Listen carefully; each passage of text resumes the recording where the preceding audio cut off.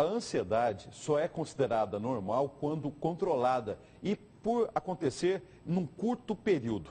E é para falar sobre o transtorno de ansiedade que atinge aí cerca de 33% da população mundial, que eu converso agora ao vivo aqui no quadro Saúde em Dia com a médica Juliana Lobato. Bom dia, obrigado pela sua presença aqui com a gente. Bom dia, Antônio, eu que agradeço.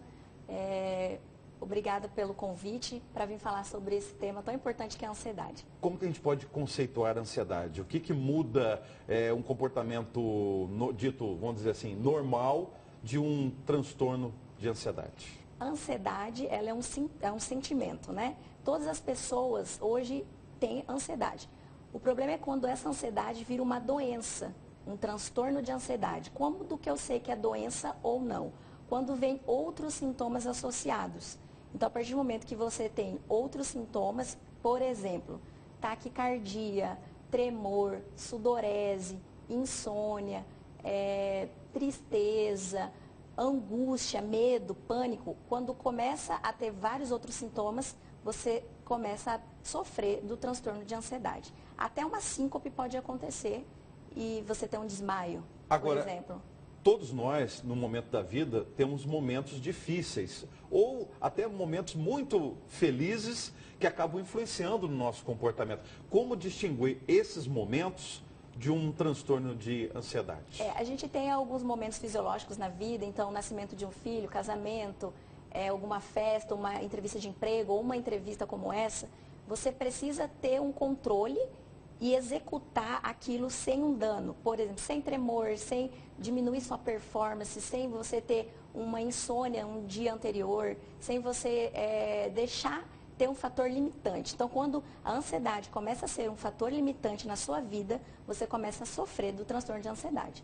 Associado a isso, pode vir algumas doenças, por exemplo, a fibromialgia, na maioria das vezes é um paciente que veio por muito tempo ansiosa e agora está sofrendo por dores.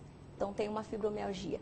Hoje, até pela Organização Mundial da Saúde, dizem que até a arritmia cardíaca pode ser iniciada por um transtorno de ansiedade. Ou seja, o coração que bate lento demais ou acelerado demais pode ser uma consequência do transtorno de ansiedade. Transtorno de ansiedade, porque você, com o seu pensamento acelerado, o seu descontrole de neurotransmissores no sistema nervoso central, gerando um transtorno de ansiedade, não está tendo controle do ritmo cardíaco. Só pontuou aí momentos da vida da gente, sejam felizes ou tristes, que leva a pessoa a ter, a gente ter essas questões fisiológicas. Agora, o que seriam situações corriqueiras do cotidiano que não justificariam esse transtorno de ansiedade e aí caracterizaria essa, a gente pode chamar de doença ou desse comportamento desregulado do organismo? Por exemplo, você marcar um encontro com alguém, você marcar um almoço, você se programar para comprar um carro.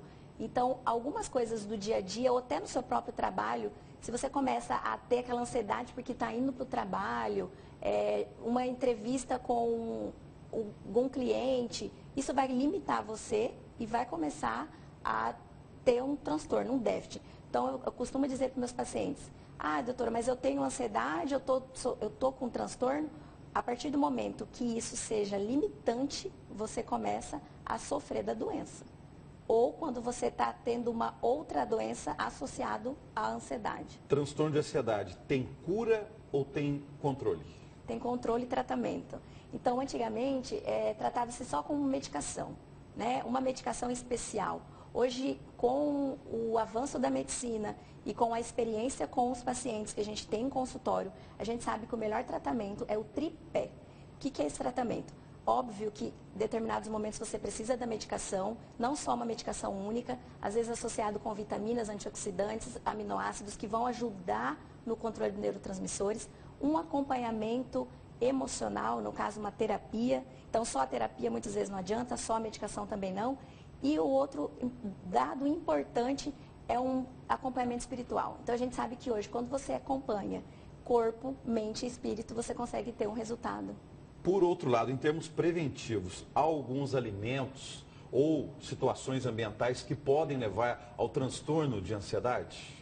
Existe, por exemplo, uma cafeína, né? Hoje a gente sabe que a gente pode tomar 30 ml de café só diariamente. Então, quando você começa a usar alimentos termogênicos, você aumenta o seu sistema nervoso central e esses pensamentos, sentimentos acelerados vão aumentar também. Então, todos os alimentos termogênicos deveriam ser evitados nos pacientes que têm transtorno de ansiedade. São eles café, canela, gengibre, uma carne vermelha, ela demora para ser metabolizada e aumenta o teu metabolismo, consequentemente, seu pensamento acelerado também.